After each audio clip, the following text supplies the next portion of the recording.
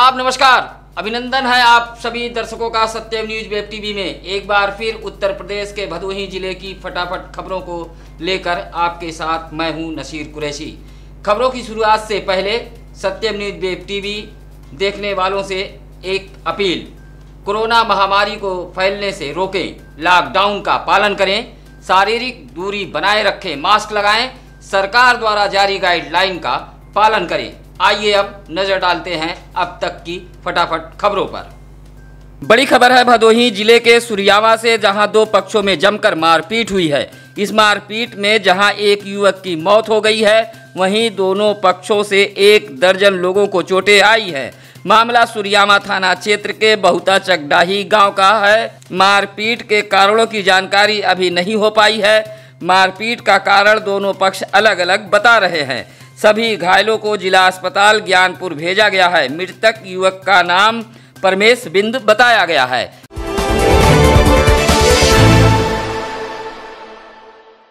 पुराने कुएं से एक नरकंकाल बरामद हुआ है। कुएं से नरकंकाल बरामद होने की सूचना पर आसपास के इलाकों में सनसनी फैल गई। मामला औराई थाना इलाके के बाबूसराय कुरौली गांव का बताया गया है, जहां ग्रामीणों ने कुएं में एक तैरता हुआ नरकंकाल देखा और इसकी सूचना ग्राम प्रधान को दी। ग्राम प्रधान की सूचना पर पहुंची औराई पुलिस ने नरकंकाल को बाहर निकलवाया। नरकंकाल को देख यह प्रतीत हो रहा था कि यह नरकंकाल 2 से 3 माह पुराना है। हालांकि पुलिस ने नरकंकाल को पोस्टमार्टम भेजने के साथ ही जांच पड़ताल में जुट गई है।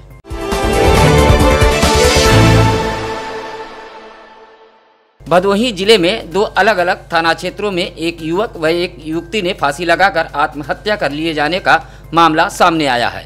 पहली घटना गोपीगंज इलाके के मदनपुर गांव की बताई गई है। कुशबिंद नामक एक छात्र अपने घर के एक कमरे में रस्सी के सहारे फंदे से झूलता मिला। छात्र की उम्र लगभग 20 वर्ष बताई गई है। बताया जाता है कि बेटे को खाना देने के बाद मां बैंक चली गई। जब वह घर लौटी तो अंदर से कमरे का दरवाजा बंद मिला।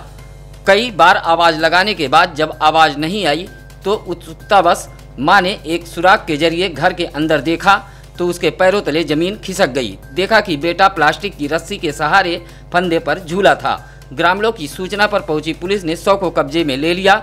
युवक ITI का छात्र बताया गया है। पिता मुंबई में नौकरी करता है। इसी तरह कोरोना थाना क्षेत्र के रैयापुर गांव में निधि शर्मा नामक एक 14 वर्षीय किशोरी का शव साड़ी के फंदे से लटकता पाया गया। आशंका जताई जा रही है कि किशोरी ने आत्महत्या की है। सूचना पर कोरोना पुलिस चौकी इंचार्ज सुनील कुमार तिवारी हमराहियों संग मौके पर पहुंचे। सूत्रों की माने तो मां व बेटी के बीच कुछ कहासुनी हुई थी।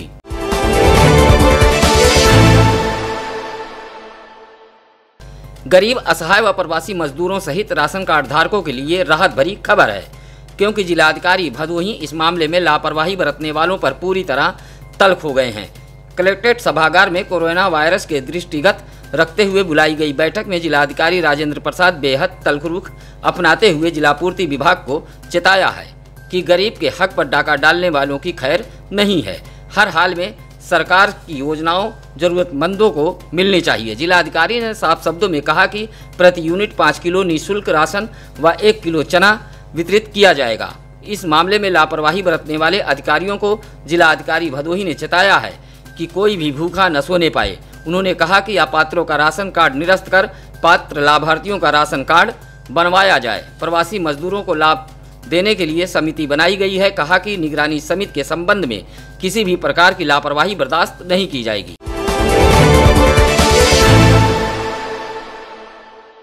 लॉकडाउन के दौरान संकट की इस घड़ी में गोपीगंज इलाके का एक ईंट भट्टा संचालक अपने मजदूरों को भगा दिए जाने का मामला सामने आया है। लगभग 2 दर्जन से अधिक महिला व पुरुष श्रमिक खुले आसमान के नीचे छोटे छोटे मासूम बच्चों को लेकर परेशान हैं।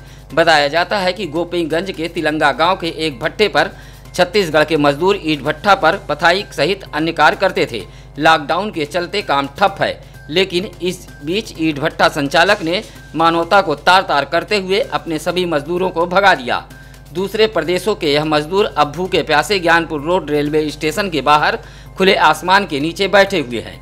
अब सवाल यह उठता है कि इतनी बड़ी संख्या में अगर मजदूर खुले आसमान के नीचे इस लॉकडाउन में भूखे प्यासे तड़प रहे हैं तो स्थानीय पुलिस इस पूरे मामले पर चुप्पी क्यों साधे हुए है।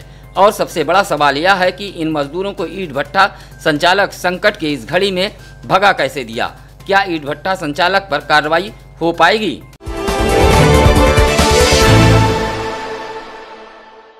भदोही जनपद में गरीबों का राशन हड़पने को लेकर कोटेदार हर हथकंडा अपना रहे हैं। सस्ते गल्ले की दुकान पर भ्रष्टाचार कम होता नजर नहीं आ रहा है।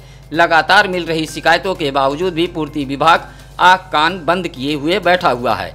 कोरोना महामारी के इस संकट की घड़ी में भी अधिकारी अपने रवैयों में बदलाव नहीं ला रहे हैं, जिसके चलते कोटेदारों के हौसले दिन प्रतिदिन बुलंद होते जा रहे हैं। ऐसा ही कुछ मामला मोड़ क्षेत्र से सामने आया है, जहां कोटे की दुकान को 4 किलोमीटर दूर बनकट में स्थापित कर दिया गया है, जिससे राशन कार्ड धारक काफ़ी परेशान है। 4 किलोमीटर का सफर तय कर लोग राशन लेने जाने को मजबूर हैं। ग्रामीणों का आरोप है कि कोटेदार द्वारा राशन कम देने के साथ ही साथ जमकर मनमानी की जा रही है।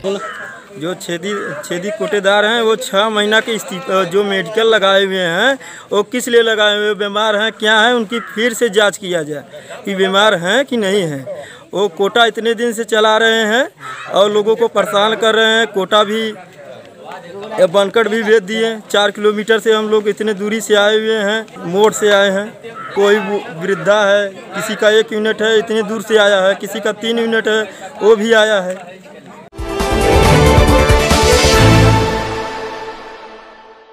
भदोही जिले की सुरियामा पुलिस ने एक चेकिंग अभियान के तहत 50 वाहनों का ई चालान किया है। सुरियामा बाईपास चौराहे पर थाना अध्यक्ष विजय प्रताप सिंह ने सघन चेकिंग अभियान चलाया, जिसमें बगैर हेलमेट बिना वजह बाहर निकलने वाले तथा वाहन लेकर बगैर मास्क लगाकर निकलने वाले लोगों पर कार्रवाई की गई। थाना अध्यक्ष की इस कार्रवाई से वाहन चालकों में हड़कंप मचा रहा।